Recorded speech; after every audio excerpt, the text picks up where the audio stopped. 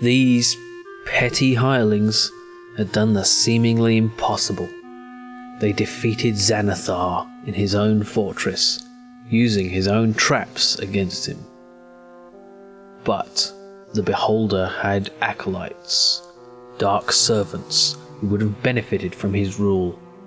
They swore vengeance against those who undid his evil plans.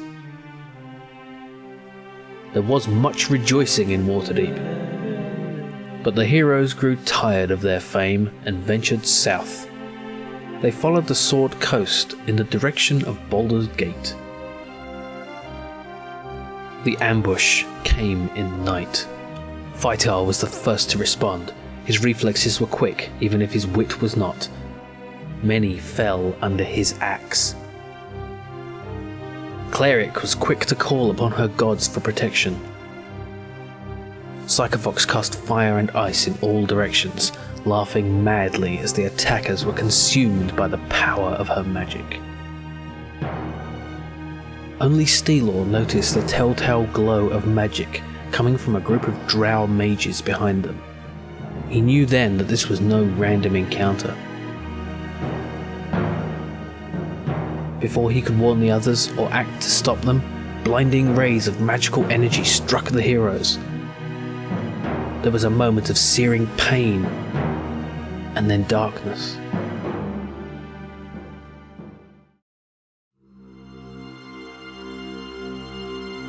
But these acolytes had considered death a fate too kind for the slayers of Xanathar.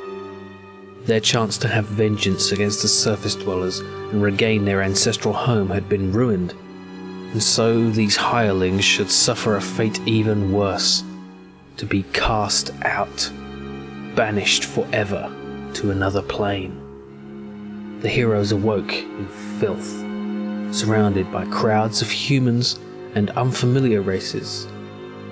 Some appeared like minotaurs, lizardmen, and strange insect-like creatures.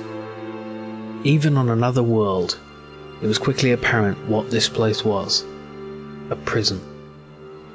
They had no language in common with these people, but Steelor determined to learn as much of it as possible. He may not know this world, its language, or its people, but he knows prisons.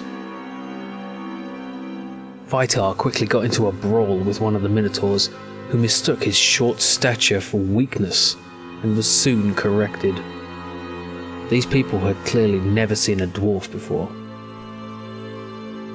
Psychofox was even more disturbed than usual, desperately trying to work her magic, but finding the forces here strangely different. Nothing worked. Cleric suffered in a much deeper way. She could not hear her gods. Her holy symbol was gone, but even without it, there was always an inexorable connection. It was as if her heart had been ripped from her chest, and yet she still lived. She never stopped praying in vain until the guards came to take them. From what little they had learned in their short time here, it was evident that some were being selected to be taken elsewhere. Whether it was by the whims of fate or the plans of the acolytes of Xanathar, the heroes of Waterdeep were the only 4 chosen. They resisted, but they did not have the strength they once had. Psychofox told them that this was not their world. The drow had sent them somewhere else. The rules are different here. The heroes were bound in chains and taken aboard a strange ship stranded on dry land with a large fabric balloon suspended above it. They were all quite surprised when it began to rise off the ground. It became even more apparent that they were not in Faerun anymore. The landscape was completely unfamiliar. The most striking feature was an impossibly tall and unnatural-looking mountain rising above the clouds, the place they would come to know as Grimrock. As they were lined up to be thrown into the pit, they all looked to each other. No words were spoken, but they all knew what lay ahead. They would face this obstacle as they had many others. They would face it together, bonded by blood.